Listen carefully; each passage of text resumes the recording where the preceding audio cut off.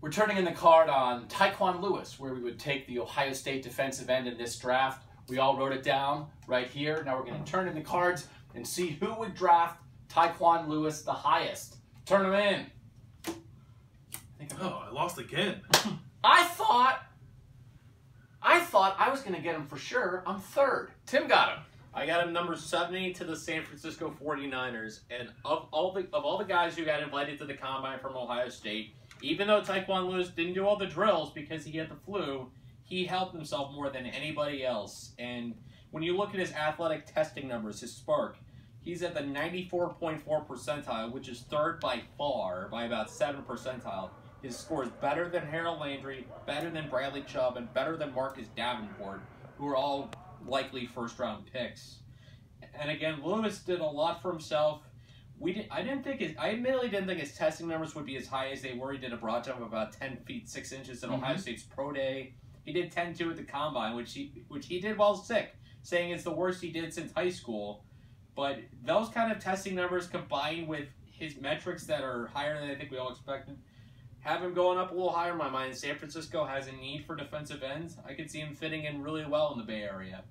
I had him in the third round, number 88 overall to the Carolina Panthers. Panthers, another team in the last few years. It's like the Ohio State guys. Hasn't drafted a ton of them, but has signed a lot of them.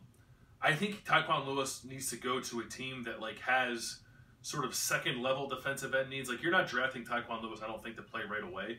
And Carolina wouldn't need him to play right away. But it's just more to say that I think Tyquan Lewis can be a very serviceable NFL player. And maybe third round is too high for a guy that you consider serviceable. But I agree with Tim. He did help himself. He should be a much better athlete than, frankly, I thought he would be too. And he's really strong. I think he's a smart player. I think maybe he could play inside a little bit for you too. So there's a little bit of versatility there. I have him in the third round, mostly because I thought Carolina would be a good spot, and Carolina doesn't have a pick in the fourth round. Dane Brugler, who's a draft guy that we like, and is a guy who often likes Ohio State guys. Dane's from Ohio originally. He has Tyquan Lewis going 132 overall to Philadelphia. You described the team that I put him at, the Houston Texans at 103. He can go back up, J.J. Watt, Whitney Merciless. Yeah.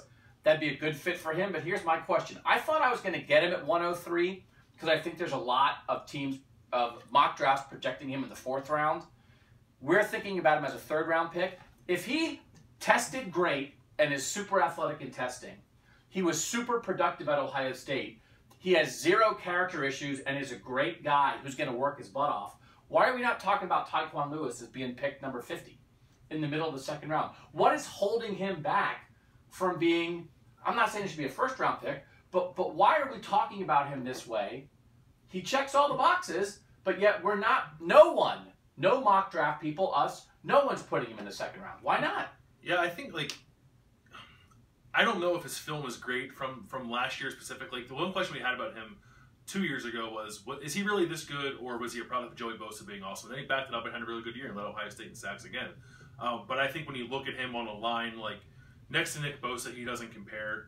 I think he's very similar to Jalen Holmes. So I think maybe he gets dinged a little bit because when you watch his film, he is not the defensive end who's flashing on the tape. It's Nick Bosa, and maybe that hurts him a little bit. But he tested a lot better than Jalen Holmes, I think. I don't know. He's a really good guy. He is as good a guy as you will find, and he is going to get to the NFL and work his butt off. Somebody might fall in love with him, and he might fly off the board late in the second round, and people say, what? And it's because somebody fell in love with Tyquan Lewis.